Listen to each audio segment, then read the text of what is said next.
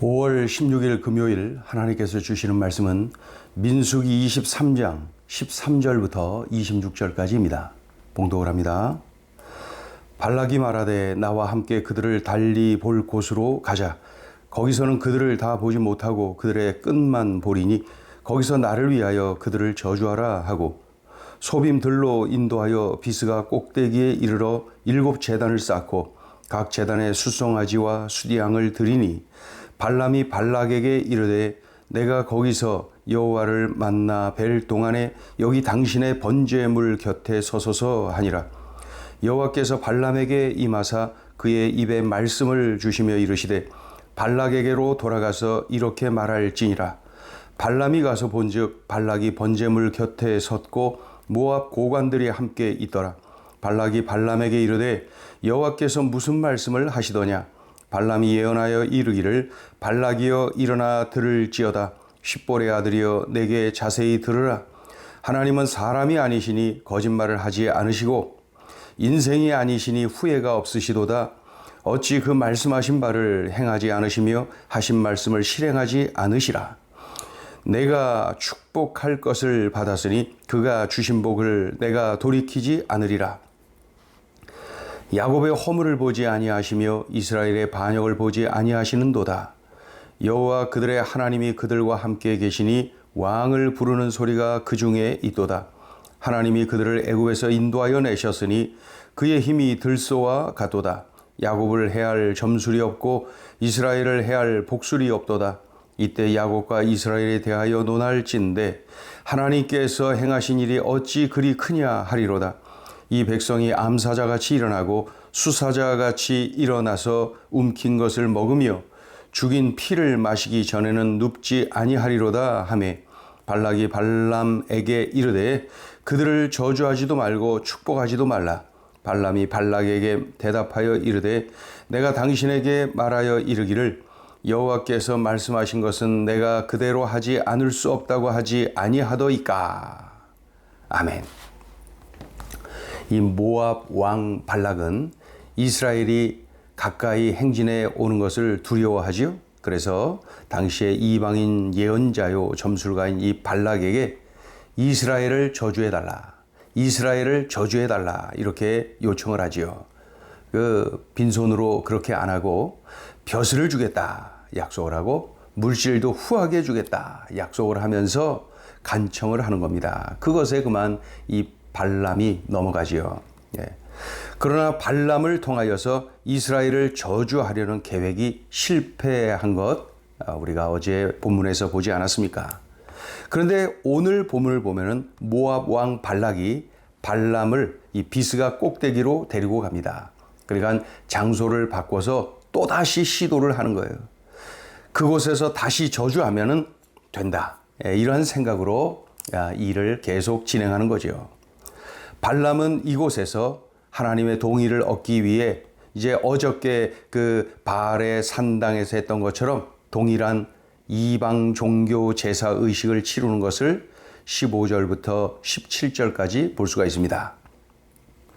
그런데 이번에도 또 그들의 바람과 수고는 꺾이고 말지요. 이 발락의 간악한 기대 그리고 이 발람의 탐욕에 빠진 마음과는 달리 우리 하나님은 발람으로 하여금 이스라엘을 저주하게 하는 것이 아니라 오히려 반대로 축복을 하도록 하시는 것을 볼 수가 있어요. 18절부터 24절까지 그런 내용이 기록되어 있습니다. 그러니까 이스라엘을 저주하려고 입을 열었으나 그 발람의 입에서는 저주가 아니라 축복이 흘러나오는 것을 볼 수가 있는 것이죠. 그런데 이 발람의 예언 속 이 발람의 그 입을 통하여서 나오는 그러한 내용들을 이렇게 자세히 보면은 하나님의 마음을 알 수가 있습니다. 하나님은 당신의 언약을 반드시 지키시는 분이시다. 이런 내용 말이에요. 그러기에 이스라엘의 가나안 정복에 성공할 것이다.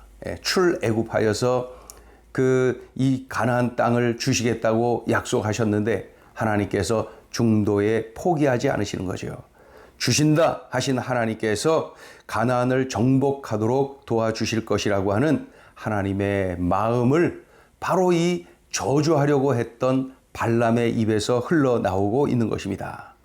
그러니 이 예언을 들은 발락 왕은 당황해하죠. 황당해하죠. 그래갖고 이 발람에게 화를 내는 거예요. 예. 하라고 하는 저주는 안 하고 오히려 어떻게 그들을 축복할 수가 있느냐, 그런 거죠. 그래서 25절을 보시면은 발락이 발람에게 이르되 그들을 저주하지도 말고 축복하지도 말라. 아무 말도 하지 말아라. 이렇게 화나니까 이렇게 말하고 있는 거죠. 그러자 발람은 뭐 할 말이 없겠습니까? 예. 발람은 또 26절을 보세요.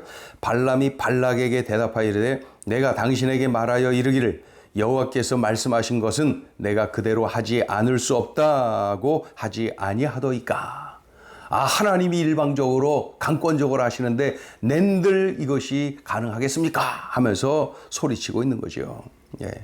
그러니까 내가 하고 싶어서 하는 것이 아니라, 내가 그 축복을 하고 싶어서 하는 것이 아니라, 예? 저주하려고 해도 하나님이 일방적으로 이렇게 하신 것이다. 하나님이 하신 것이다. 그러니 낸들 감당할 수가 있겠느냐? 이렇게 반응을 하고 있죠. 자, 오늘 주시는 메시지입니다. 첫째, 하나님은 약속을 반드시 지키는 신실하신 하나님이시다. 하나님은 이스라엘을 출애굽시키시고 가나안을 주겠다. 약속의 땅, 그 젖과 꿀이 흐르는 가나안을 주겠다 약속하셨어요. 그러니 이 모압 왕 발락의 갖은 수단과 공격에도 이스라엘을 지켜주시죠. 보호해 주시죠. 함께 하시죠. 인도하시죠. 왜 이러시는 거예요? 신실하시기 때문에 그래요. 네. 약속을 반드시 지키시는 우리 하나님은 신실하신 분이세요. 그러니 가나안 땅으로 인도하십니다. 반드시. 왜 그래요? 약속하셨거든요. 그리고 약속을 반드시 지키시는 분이시거든요. 예. 그러니 이러한 어려움, 이러한 공격에도 우리 하나님이 함께 하시고 도와주시고 인도하시고 지켜주시는 것을 볼 수가 있죠.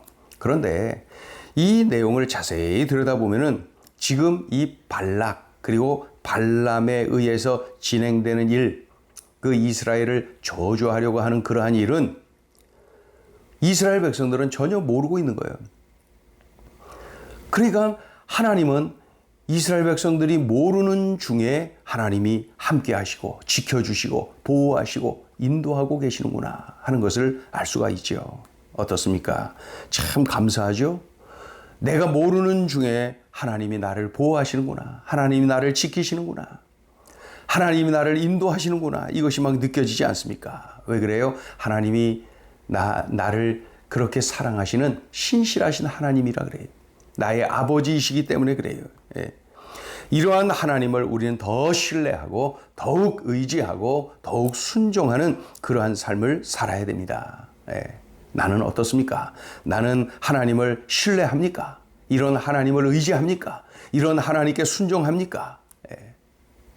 하나님은 약속을 반드시 지키는 신실하신 분이시다. 우리가 이 사실을 꼭 기억해야 됩니다. 자, 둘째 주시는 메시지입니다. 하나님을 대적하는 자는 교만하고 어리석다. 오늘 본문뿐 아니라 어제 본 본문에서도 똑같이 이스라엘을 저주하도록 시도하죠. 그러나 하나님은 저주가 아니라 이스라엘을 축복하도록 만드신 것 우리가 보게 됩니다. 그런데 이 발락, 이 모압 왕 발락은 연거푸 하나님을 대적하는 거예요. 연거푸. 장소를 바꿔가면서 시도하죠. 예? 저주하는 일을 계속 시도하는 거예요. 그러니까 하나님을 대항하는 거죠.